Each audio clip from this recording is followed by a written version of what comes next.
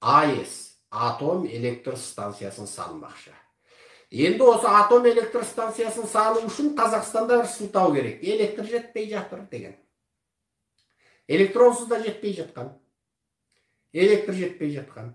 Ол электрді жаңа Қытай інісіне сатты ма, сатса бір сар ғой, тегін берді ме бұл сұмырайлар. Анау жаңа биткоиннің майнинг жұмысы бар, оған кетіп жатыр. Енді қолдан электрді жоқ қылып, қазақты біраз шиқылдатып, ойбай, соғымым шіріп кетті, морозильдігім тоқтап қалды, ойбай, электр жоқ деп өкіметтің алдына тағы да бір 5-6 әйел зарлап, жылап барып, одан ана қалада бір өтірігі бар, шыны бар, 5 ереуіл, мына қалада өтірігі бар, шыны бар, 5 ереуіл.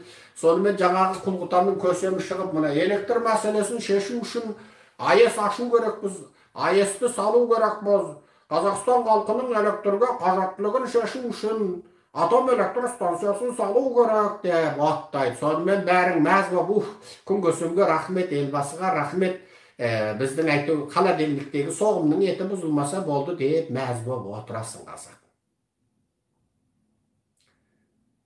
Міне, электрлеріңіздің, жарықтарыңыздың өсуі сол. Ал енді атом электр станциясы қай әкесінің басына керек екен? Ол Путиннің тапсырмасы. Путин ол атом электр станциясын салып, қазақ жерінде кез келген уақытта жарылатын бомба қоймақшы. Және ол атом электр станциясын Жапонға салғызса 1 миллиард доллар болса, Америкаға салғызса $500 миллиард доллар болса, мысалға, Израильге салғызса 200 миллион доллар болса деген мысалға, орысқа оны 5 миллиард доллар салғызады. Жапон келіп салып беретін атом электр станциясы егер 1 миллиард доллар болса, Америка келіп салып беретін атом электр станциясы $500 миллиард доллар болса, біздің сұмырайлар одан 100 есе нашар, 100 есе сапасыз, 100 есе емес, миллион есе қауіпті атом электр станциясын ана құдайлары, орыс құдайларына салғызып, оған 5 миллиард доллар төлейді. Міне. Ал оны халыққа есеп бергенде, бюджетке отчет бергенде, Путиннің шапкісіне 2 миллиард, Лавровтың шапкісіне 500 миллион, ана түгеншеге 1 миллиард, сонымен 10 миллиард кетті деп отчет береді қазақтар. Сөйтіп 5 миллиардын орысқа беріп, 5 миллиардын былай қалтаға тығады. Міне бұл бизнес по-казахский деген осы. Ол бизнес жай қазақтың бизнесі емес, біздің мына ұрығары қарақшылардың бизнесі сол. Енді атом электр станциясын салғалы жатыр екесің қазақ. Путиннің қалтасын қампиту үшін саласың оны. Және қазақтың басына мәңгілік Чорнобыль, ана Украинадағы Чорнобыль, жаңағы атом электр станциясындағы апат болған сияқты, Чорнобыль неменеді сол? Украинадағы атом жарылған қаланың аты неменеді? Қарайсаңдар Гуглден. Чорнобыль ғой деймін.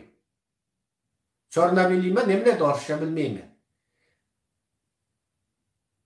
Сол атом электр станциясы Украинада жарылған сияқты, сөйтіп қазақ жерінде жарылатын атомды қойып, Алматың ба, Астанаң ба, жоқ Қызылорда ма, әлде Шымкент па, сол жердегі өскен қазақ көп жерге атомды жарып, сосын мәңгі бақи қазақты бір қасіретке қалтырмақшы. Ол қазақ ең көп Шымкентке салынуы мүмкін. Өсетін орданы тамырымыз жатқан Түркістанға салынуы мүмкін. 98% қазақша сөйлейтін Қызылордаға салуы мүмкін. Өңкей пысық, ақылды қазақ пен бай қазақ жиналған Алматыға салуы мүмкін. Сөйтіп, сол қазақтарды атомды жарып жібереді, орыстар не знаю деп қарап тұрады, болды. Анауға 60 миллион долларға Казсат бір ма, Нұрсат бірін аспан ұшырып еді, орыстар жоғалып кетті ғой. Сөйтсе оны ана Мәскеудегі парғазан жасайтын ана ракетаның сыртқы қабы бар ғой, ұшатын темір ұзын. Соны ана кәдімгі котельник жасайтын, парғазан жасайтын компания жасапты. Содан ішіне жаңа компьютер бірдеңелерді басқа Роскосмос апарып орнатып, әйтеу астына жаңағы Байқоңырдан бір сынған ракетаның ана гептилді жағатын орнатыпты да аспан ұшырып жіберді. Анау кәдімгі парғазан екен. Соны барып қалғып кетті ғой қазір Индонезияның төбесінде дей ме, бір жақтың төбесінде де мүмкін құлап, бір теңізге құлап кетті. Сөйтіп 60 миллион күйіп кетті ме?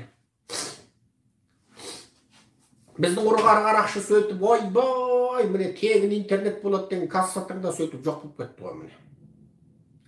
Сол сияқты атомды жарып тастайды, бір 2 миллион ба 5 миллион қазақ өледі, одан 10 миллион қазақ соның 50 жыл, 60 жыл, тіпті 100 жылға ауырады, ұрпағынан жаңа туған баласы, одан кейін 10 жылдан кейін туған баласы ауыра береді ол атом жарылған жерге. Бір жерде атом жарылып, одан жаңағы сол жердің атомы жанғаннан кейін жаңа 20 жыл 10 жыл не 50 жылдан кейін туған балада сол атом туған жердің радиациясымен ауырып өле береді. Сөйтіп қазақ дейтін халықты жер бетінен басы бүтін жойып жіберу үшін жасалған жоба. Сөйтіп шырағыңды бір өшіріп бір жағып, бір өшіріп бір жағып, содан ертең соғымың шіріп, ойбай деп алаңға шығып, содан міне мәселені шешу үшін Путиннің қалтасына 5 миллиард доллар салып атом электр станциясы алады. Ол ақша да сенің ақшаң. Себебі Путин қорқытып тұр. Себебі Батыс Америка оны қысып жатыр Путинді. Путинді қысып жатыр. Енді ол ақшасы таусылды. Қайтеді? Қараса ана ләббәйні өлді сөйлетін, тірілдесе тірілетін құлы қазақ кезіне келді. Ей, иди сюда деді ғой. Содан біздікілер ләббәй бегім деп шауып барды. Маған дай міне деңгей деді. Міне деңгей хочу деді. Хочу дей ма, қочу дей ма? Хочу деген сөзді сол орыс қыздардан көбісі сол ғана мида қапты. Болмаса орысша білмеймін деген. Сол! Сендерде электрсіз Қазақстан деген әңгіме сол.